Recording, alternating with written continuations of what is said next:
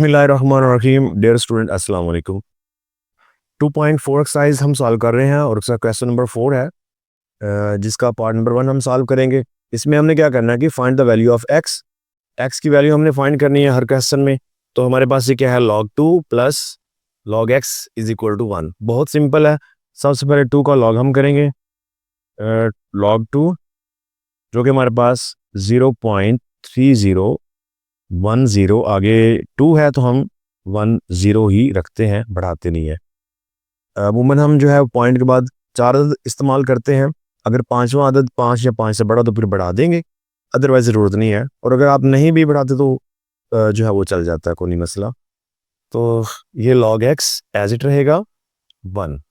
अब ये 0.3010 जो है वो इस तरफ आके माइनस हो जाएगा, ठीक है। ये log x 1 माइनस 0.3010, तो ये log x रहा। 1 में से इसको माइनस करें जी, तो हमारे पास क्या आएगा, 1 माइनस 0.3010, हमारे पास आता है 0.699, और आगे एंड पे 0 लगा दे तो भी, ना भी लगाए तो भी को नहीं। ओके हो गया जी। अब क्योंकि हमने x की वैल्यू फाइंड करनी है तो log को इस तरफ आना पड़ेगा। अब जब log इस तरफ आएगा तो डेफिनेटली इनवर्स में जाएगा, यानी कि एंटी लॉग हो जाएगा। एंटी लॉग 0.6990, तो इसका हम एंटी लॉग कर लें, ठीक है। शिफ्ट लॉग, तो हमारे पास ये आता है x is equal to 5.000 something, आगे 3, तो हम इसको x इज इक्वल टू क्या कर लेंगे जी, 5। x इज इक्वल टू 5 लिख लेंगे। इस तरीके से इसका आंसर कंप्लीट होता है जी। स्टूडेंट, क्वेश्चन नंबर 4 का पार्ट नंबर 2 है, ठीक है जी। log 2 उसकी पावर x और प्लस log 2 और ऊपर 8 है, बेस इनकी सेम है। तो हम क्या करते हैं, क्योंकि इन दरमियान में प्लस है तो प्रोडक्ट रूल इस्तेमाल होता है। हम log 2 लिखेंगे और इसको प्रोडक्ट रूल में यानी x मल्टीप्लाई बाय 8 कर देंगे ऊपर, इज इक्वल टू 5, ठीक है। अब यानी ये हमारे पास बन गया log 2 और ऊपर 8x इज इक्वल टू 5। अब इसको हम अगर एक्सपोनेंशियल फॉर्म में लिखें तो क्या आएगा, 2 की पावर 5 और 8x, इधर log ख़त्म हो जाएगा। तो 2 की पावर 5 अगर हम सॉल्व करें, एक तो कैलकुलेटर में भी आप कर सकते हैं, ठीक है। अब क्योंकि कैलकुलेटर अलाउड है सबको तो उससे आपको सीखना चाहिए। 2 की पावर 5, ओके हो गया जी। हमारे पास से क्या आएगा, 32। तो वैसे भी आप 2 मल्टीप्लाई टू 5 दफ़ा वो जो है ना उसको मल्टीप्लाई कर सकते हैं, ये 32 आ जाएगा। ओके जी। इधर हमारे पास है 8x। अब 8 जो है ये मल्टीप्लाई इस तरफ आके डिवाइड, अगर मैं चले यहाँ पे थोड़ा करता हूँ तो ये 32 डिवाइड बाय 8 आ जाएगा, इज इक्वल टू x बच गया। तो 8 को अगर डिवाइड करें तो 4 आता है, ठीक है जी।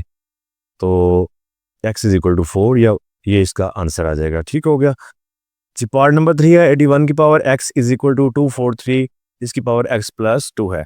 दोनों सूरतों में दोनों तरफ हमें इसकी फैक्टराइज करना है इसको। तो अगर हम 243 को पहले फैक्टराइज करें ना, तो 81 की फैक्टराइजेशन भी हमें इसमें मिल सकती है। 3 भी होगा, 3 8s आर 24 और 3 1s आर 3। तो देखें यहाँ से आगे 81 की भी आप इसमें से इस्तेमाल कर सकते हैं, अलग से करने की ज़रूरत नहीं है। तो 27 आर 81 होता है 3 पे, 3 9s आर, 3 3s आर और 3 1s आर, ठीक हो गया।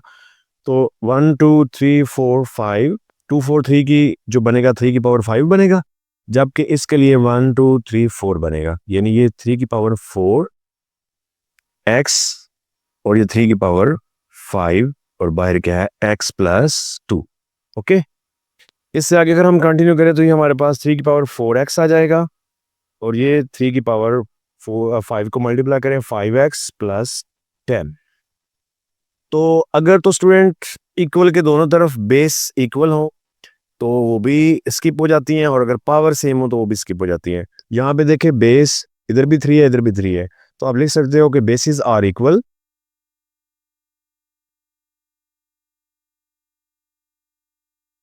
सो इनको स्किप करेंगे, हमारे पास ये आ जाएगा 4x is equal to 5x plus 10, ठीक हो गया जी। तो अब हम क्या करेंगे जी, 10 को इस तरफ ले आए, 4 को इधर ले आए, तो ये 5x माइनस 4x और इधर आके -10 हो जाएगा। तो 5 में 4 निकाले तो सिर्फ हमारे पास बच रहा है x और -10। तो ये जी x की जो है वो वैल्यू आ गई है, x का आंसर आ जाएगा। ठीक है, क्वेश्चन नंबर 4, उसका पार्ट नंबर भी 4 है। 1/27 और इसकी पावर है x माइनस 6 और इज इक्वल टू 27। तो स्टूडेंट बहुत सिंपल है, अगर मैं इस 27 को ऊपर 1 यानी फ्रैक्शन के ऊपर ले जाऊं तो क्या हो जाएगा, 27 की पावर -1 हो जाएगी और बाहर पावर क्या है, x माइनस 6। इधर भी 27 है ऑलरेडी। ओके हो गया जी। तो इसके बाद क्या है जी, अगर -1 इससे मल्टीप्लाई करे 27 और इसकी पावर क्या आ जाएगी, -x प्लस 6 और इधर भी 27। अब अगर आप देखें तो बेस सेम हो चुकी हैं, इसकी पावर भी 1 तो है ही। चले मैं यहाँ पे लिख लेता हूँ 1। तो बेसिस आर सेम,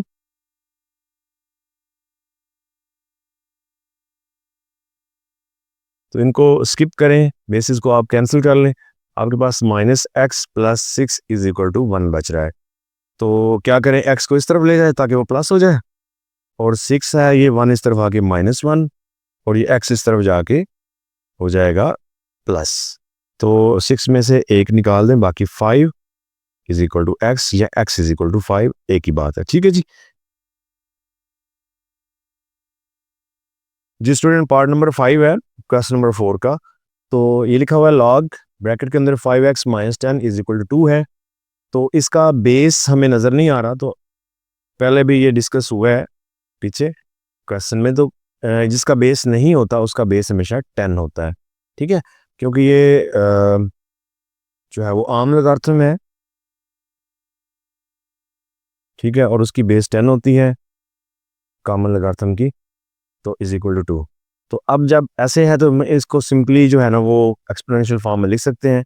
तो 10 की पावर 2 बन जाएगा क्रॉस होके, और ये 5x माइनस 10 इस तरफ आ जाएगा। तो 10 की पावर 2 को सॉल्व करें तो 100 आता है। ठीक है, is equal to 5x minus 10। अब -10 जो है वो इस तरफ आके माइनस कर दें, 100 माइनस 10 सॉरी प्लस आ जाएगा, क्योंकि इधर माइनस है इस तरफ आके प्लस, और ये 5x, तो ये बन जाएगा 110 इज इक्वल टू 5x।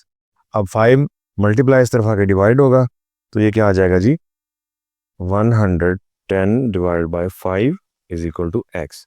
तो इसको 110 पर 5 को डिवाइड करें तो 5 2 ज़ार 10, आगे फिर 10, तो 5 2 ज़ार 10, तो ये 22 जो है वो x का आंसर आ रहा है। ठीक है, ओके हो गया जी। इस तरीके से ये भी क्लोज होता है जी स्टूडेंट। अब हमारे पास क्वेश्चन नंबर 4 का लास्ट पार्ट है, पार्ट नंबर 6। इसमें क्या है जी, लॉग बेस 2 पर जो है हमारे पास वैल्यू आ रही है x+1 है, और माइनस आगे भी सेम बेस 2 है और इस पर x-4 है। क्योंकि दरम्यान में माइनस है तो हमारे पास जो लॉ इस्तेमाल होगा वो कोएफिशिएंट लॉ इस्तेमाल होगा। हम क्या करेंगे, बेस को लिखेंगे, और क्योंकि माइनस हो तो हम इनकी वैल्यूज़ को डिवाइड करते हैं, x+1 डिवाइड x-4। ठीक हो गया, इस तरह आ जाएगा, और इज इक्वल टू 2। इसके बाद हमारे पास क्या है कि हम इसको एक्सपोनेंशियल फॉर्म में लिख सकते हैं, यानी ये 2 के ऊपर ये 2 पावर बन जाएगी, ऐसे लॉ ख़त्म हो जाएगा और ये इस तरफ आ जाएगा x+1 डिवाइड बाय x-4। इसके बाद क्या हो सकता है कि 2 की पावर 2 होती है 4 की इक्वल, और x+1 x-4। मजीद ये है कि ये x-4 को इधर आके 4 से मल्टीप्लाई कर दें, ये आएगा 4 into x-4 is equal to x+1। ठीक है जी। तो स्टूडेंट अगर इसको हम मल्टीप्लाई करें तो ये आएगा हमारे पास 4x माइनस 4 4 ज़ार 16 इज इक्वल टू x+1। अब x को एक तरफ कर लें और बाकी वैल्यू को एक तरफ कर लें, तो हमारे पास ये क्वेश्चन क्लोज हो जाएगा। तो हम क्या करेंगे जी, ये 4x है, ये x इस तरफ आएगा तो -x हो जाएगा, और ये 1, ये -16 इस तरफ आके +16 हो जाएगा। 4x में से एक x निकाले 3x, और ये हमारे पास 17 बन जाएगा। तो स्टूडेंट 3 जो है वो मल्टीप्लाई इस तरफ आके डिवाइड हो जाएगा, तो ये 17/3। इसका आंसर जो है वो मिक्स्ड फ्रैक्शन में लिखा हुआ है, तो हम भी इसको डिवाइड कर लेते हैं। हमारे पास क्या आ रहा है जी 17 डिवाइड बाय 3 करें तो 3 5 आर 15 होता है, 2 रिमाइंडर में बच जाएगा। तो मिक्स्ड फ्रैक्शन में इसको कैसे लिखते हैं जी, x इज इक्वल टू जो ऊपर है उसको हम साइड पे, जो नीचे है उसको ऊपर, और जो साइड पे है उसको हम डिनोमिनेटर में कर देते हैं। ठीक है जी, इस तरह जो है क्वेश्चन नंबर 4 इसके भी सारे पार्ट कंप्लीट होते हैं। नेक्स्ट लेक्चर में इंशाल्लाह नेक्स्ट क्वेश्चन के साथ हाजिर होंगे, तब तक के लिए अल्लाह हाफिज़।